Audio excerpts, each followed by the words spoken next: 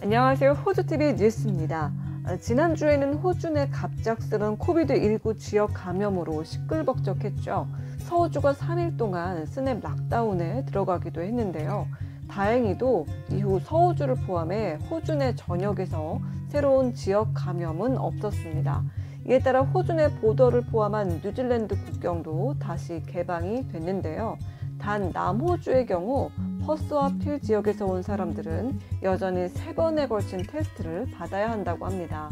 또한 마크 맥고한 서호주 총리는 목요일 밤 회의를 열고 주말에 코비드19 제한을 완화할 것이라고 밝혔습니다.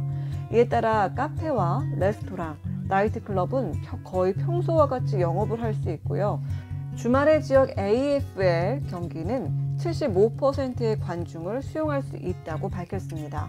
장례식은 200명으로, 야외 모임은 최대 500명까지 확대되고요.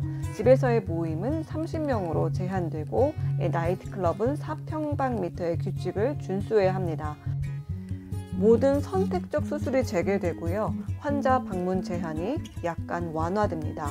실내 피트니스와 댄스 스튜디오, 체육관도 마스크를 착용한다면 다시 문을 열 수 있습니다. 하지만 총리는 다음 주에 낮지만 감염 사례가 더 추가될 수 있다고 경고하고요. 마스크는 퍼스와 인근 필 지역의 실내와 대중교통에서 필수로 유지될 것이라고 밝혔습니다. 그런가 하면 멜번과 NSW주의 하수구에서는 코로나 바이러스 조각이 발견됐습니다. NSW주의 경우 4월 25일에는 뉴캐슬과 노던비치, 메린블라에서 보고가 됐고요. 4월 27일에는 알라비 하이츠에서 발견됐습니다. 이에 따라 이 지역에 사시는 분들은 증상이 발현되는 즉시 테스트를 받을 것이 강력 권고되고 있습니다. 한편 멜번에서는 수요일 강력하고 예상치 못한 폐수 탐지가 보고된 이후에 246명이 당국으로부터 코비드19 검사를 받으라는 지시를 받았습니다. 그런데 다행히도 이들 모두에게서 음성 판정이 나왔다라고 하네요. 보건부는 멜버른 서부와 북서부 교외 여러 지역에서 폐수에서 코로나 바이러스를 발견했습니다. 따라서 이 지역에 거주하거나 방문한 적이 있는 사람들 역시 검사를 받을 것을 강력히 권고받고 있습니다. 이번 주 뉴사우스웨일즈주에서는 해외 코로나19 감염 사례가 2자릿수를 기록했습니다. 어제만 15명이 양성 판정을 받았고요. 지난 7일 동안 총 64명의 해외 사례가 진단된 건데요. 이는 모두 인도에서 진행 중인 코로나 바이러스 리스크의 영향으로 밝혀졌습니다. 이에 따라 호주는 인도와의 여행을 5월 15일까지 중단하기로 했는데요. 인도는 지난 24시간 동안 36만 960명의 새로운 사례와 3,293명의 사망자를 기록했습니다. 그러나 전문가들은 실제 수치가 최대 30배까지 증가할 수 있고요. 이는 5억 건 이상의 사례를 의미한다고 밝혔습니다. NSW주 보건부는 해외 귀국 여행자의 감염 사례가 지난주에 비해 15% 증가했다고 발표했는데요. 인도에서 도착한 사람이 해외 감염 사례 중 4분의 1, 즉 21%를 차지하는 것으로 나타났습니다. NSW주의 최고 보건 책임자인 캐리 챈트 박사는 해외 감염 사례 증가가 예상되지만 주의 호텔 검역 시스템은 강력하며 증가에 대처할 수 있다고 말했습니다. 이번엔 백신 관련 소식입니다. NSW주에서 코로나 백신을 접종한 70대와 50대 남성 2명이 또 숨지는 사고가 발생했습니다. 70대 남성은 시드니에서, 50대 남성은 테머스의 병원에서 각각 사망했는데요. 이들 중 테머스 출신의 다렌 미스는 아스트라제네카 백신을 접종한 뒤 8일 만인 4월 21일에 갑자기 사망했습니다.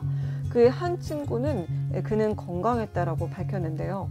어제 식약청 관계자는 현재까지의 증거는 백신과 남성의 죽음 사이에 연관성이 없음을 시사했습니다. 정부는 50대 이상에게 아스트라제네카 백신 접종을 허용하겠다고 밝혔는데요. 이런 사고가 또 발생했네요. 백신과 혈전 사이의 연관성을 정확하게 파헤쳐서 더 이상의 혈전 사고는 없었으면 좋겠습니다. 한편 스콧 모리슨 총리는 오늘도 진정을 촉구하며 의학적인 결과를 기다리고 그에 따라 결정을 내리자고 말했습니다. 이번엔 시드니의 대기질 소식입니다. 요 며칠 동안 시드니 공기 정말 좋지 않았죠. 이번 주 초에는 시드니가 베이징보다 더 나쁜 공기질을 보였다고 합니다. 특히 시티의 남동쪽에 사는 주민들은 극도로 나빠진 공기질을 직면했다고 하는데요. 건강을 고려해 주민들은 집에 머물 것을 강력 권고받았다고 합니다. 이는 모두 NSW주 사우스 코스트에 있었던 760헥타르에 해당하는 하자드 리덕션 번 100버닝 때문이었습니다. 어제 아침에는 센트럴 코스트 맹그로브 산에서 맥버닝이 있었고요. 소방당국은 이번 주말 와타몰라에서 실시될 예정이라고 밝혔습니다. 뿐만 아니라 우드포드 인근 블루마운틴에서 실시될 예정이라고 밝혀 이 같은 나쁜 대기질은 며칠간 지속될 예정입니다. 대규모 산불 예방을 위해 실시하는 맥버닝, 이 기간 동안 가급적 야외 활동은 피하시고요. 천식이나 기관지가 약하신 분들은 특히 세심한 건강관리가 필요하겠습니다. 이번엔 사고 소식입니다. 시드니 시티를 가로지르는 경전철. 거리를 다니며 경전철을 볼 때마다 자칫 사고가 날 수 있겠다라는 생각을 했었는데요. 어제 서리힐의 데본샤이어 스트릿에서 자동차와 경전철이 정면으로 충돌하는 사고가 있었습니다. 이 사고로 차량 운전자가 갇혀서 응급구조대가 출동했는데요. 다행히도 경전철에서 다친 사람은 없었다고 하네요. 이번엔 부동산 소식입니다. 요즘 놀라운 가격 상승을 보이고 있는 부동산. 만약 5년 전에 부동산을 구입했다면 어땠을까요? 코어로직의 데이터 분석 결과 5년 전인 2016년에 부동산을 구매했었다면 거의 15만 달러를 절약했을 것이라는 분석 결과가 나왔습니다. 2016년 3월 호주 수도 부동산의 중간 가격은 55만 달러였지만 5년 뒤인 현재 69만 3,936달러를 보이고 있습니다. 14만 3,936달러, 즉 26.17%가 증가한 수치입니다. 이는 더 적은 모기지 상환을 의미하기도 한다고 코어로직은 설명했습니다. 2016년 호바트에 있는 부동산의 중앙값은 34만 1,500달러로 가장 저렴했지만 현재는 54만 8,686달러로 60%가 조금 넘는 상승률을 보이고 있습니다. 호주에서 가장 비싼 시드니 시장에서 부동산의 중간 가격은 2016년 73만 달러를 보였지만 지금은 92만 8,028달러로 100만 달러 상승한 것으로 나타났습니다. 앞으로 부동산 시장은 어떨까요? 한간에는 어제 집값이 오늘보다 저렴했고 현재 보는 집값이 또 가장 저렴한 가격이라는 말이 있는데요. 코로나 바이러스로 집값이 떨어질 거라는 예상이 컸었는데 이게 어떻게 된 일인지 부동산 시장은 참 예측하기 힘든 것 같습니다. 이어서 날씨 소식 전해드리도록 하겠습니다. 먼저 시드니부터 한번 볼까요? 시드니 같은 경우 계속 비 소식이 이어지겠네요. 목요일까지 비 소식이 있고요. 그리고 해가 뜨는 날도 있습니다. 월요일이네요. 기온은요 24도에서 25도 분포를 보이다가 수요일 같은 경우에는 조금 낮아지겠네요. 22도 기록할 거고요. 그리고 목요일에는 23도 최고 기온 보이겠습니다. 그 밖의 날씨 한번 볼까요? 그 밖의 지역이요. 먼저 비가 오는 지역부터 보시면요. 브리즈번과 시드니에 비 오는 소식이 있네요. 최고 기온이 좀 비슷하겠습니다. 브리즈번 최고 기온 25도 기록하겠네요. 계속해서 저 위에 꼭대기 다윈 보겠습니다. 다윈 34도로요.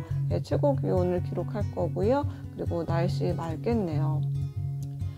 퍼스도 역시 비가 내리면서 맑고 구름 끼는 날씨 이어지겠습니다. 최고 기온 20도 기록할 거고요. 애들레이드와 멜번은 날씨가 맑겠네요. 애들레이드 같은 경우에는 최고 기온이 26도, 멜번은 23도 기록하겠습니다. 캔버라는 구름 끼고 맑은 날씨 이어지고요. 기온은 최고 기온이 21도 올라가겠네요. 호바트는 20도로 최고 기온 기록할 거고요. 구름 끼고 맑은 날씨 이어지겠습니다. 오늘 소식은 여기까지입니다. 저희는 다음 영상에서 또 봬요. 오늘도 시청해주셔서 감사합니다. See ya!